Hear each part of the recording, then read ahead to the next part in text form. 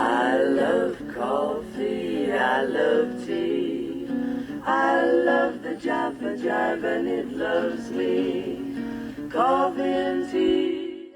The discussion today is about tea, whether it's as good as coffee for your liver and general health.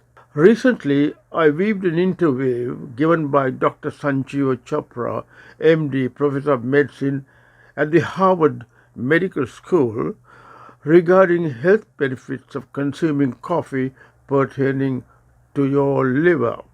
He gave some good reasons to drink coffee per day.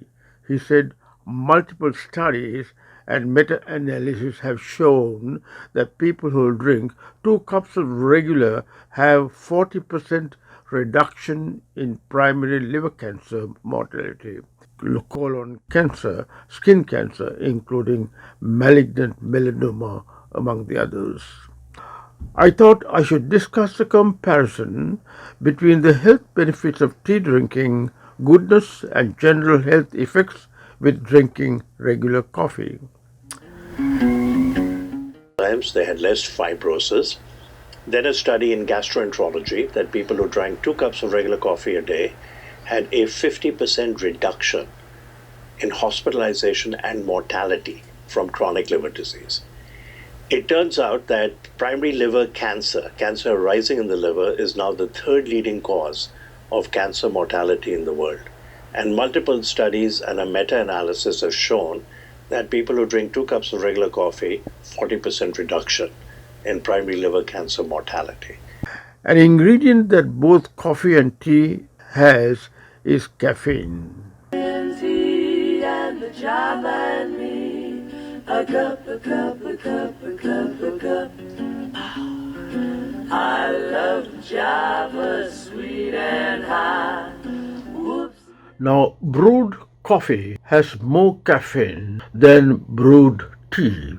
It is because coffee is a stronger drink than tea. On the other hand, tea leaves contain more caffeine than coffee beans. The average cup of tea contains about half as much caffeine as the average cup of instant coffee, and the average cup of instant coffee contains about half as much caffeine as a cup of espresso coffee. Caffeine levels vary a lot in both beverages. More specifically, a cup of coffee has between 95 and 200 milligrams of caffeine. Black tea has between 14 to 70 milligrams of caffeine.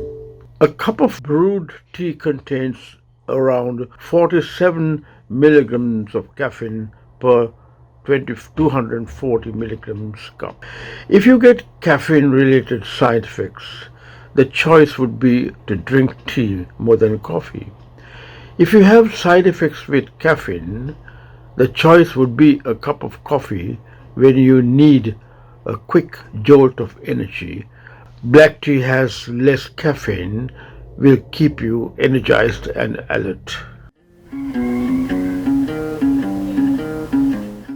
Green tea seems to have similar health benefits on your liver like the regular coffee.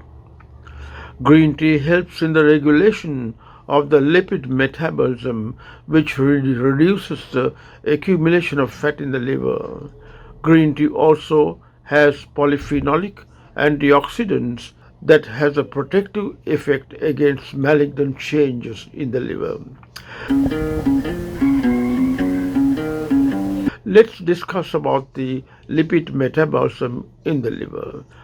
High carbohydrate consumption, insulin resistance can cause fatty livers, leading to liver cirrhosis. Normally, the liver produces cholesterol, triglycerides, and phospholipids, discharges cholesterol in the form of bile. Green tea seems to help in the regulation of lipid metabolism, preventing non-alcoholic fatty livers and chronic inflammations. Drinking too much of tea with an intake of over 800 milligrams of antioxidants may cause liver damage that would be equivalent to about drinking over 15 cups of tea a day. A new study published in Hepatology has investigated the mechanism of action of caffeine on lipid metabolism, and the findings are that caffeine reduces lipid content in the liver just as drinking green tea or coffee. On the other hand, an increased consumption of coffee may help to reduce the risk of liver cancer. I love tea. Tea, both green and black, are made from the leaves of the Camellia sinensis.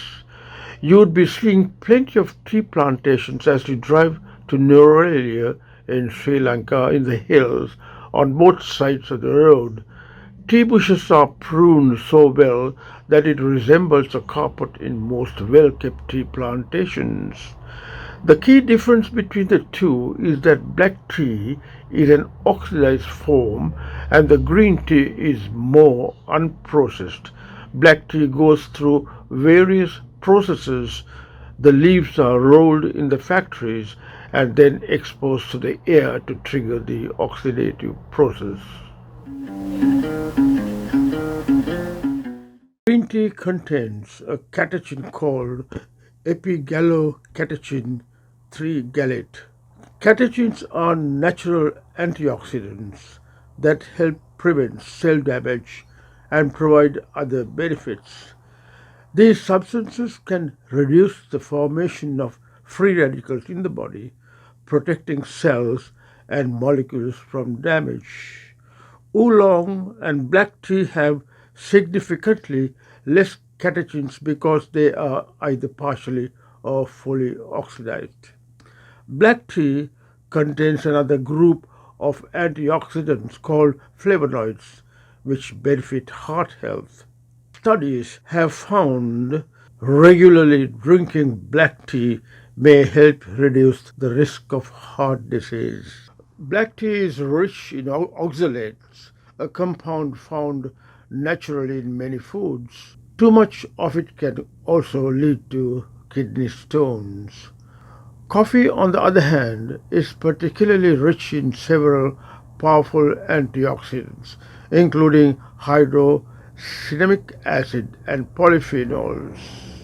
What more, the polyphenols in coffee may prevent a number of conditions such as heart disease, cancer, and type 2 diabetes.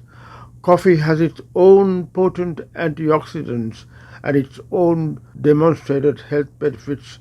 Instead of catechins, coffee contains primarily chlorogenic acids. Some studies have found that coffee actually contains more antioxidants than green tea. Coffee has been shown in studies to reduce risk of diabetes, Parkinson's, colon cancer, asthma, and depression. However, green tea is also effective in preventing many of the same conditions and probably more. Theanine, an amino acid present in green tea but not in coffee, relaxes and soothes even as the caffeine lifts you up. Also, catechins, which act as powerful tea antioxidants, combine with caffeine in hot water to make it less active. Overuse of coffee can cancel out many of its health benefits, causing irritability, anxiety, and interrupting your sleep, a clear case of too much of a good thing. Hope you enjoyed watching this video. You may assess for yourself the choice of your drink, coffee, tea, or both. Thank you for listening. Stay safe. Bye for now. I love coffee, I love tea, I love the Java Jive and it loves me.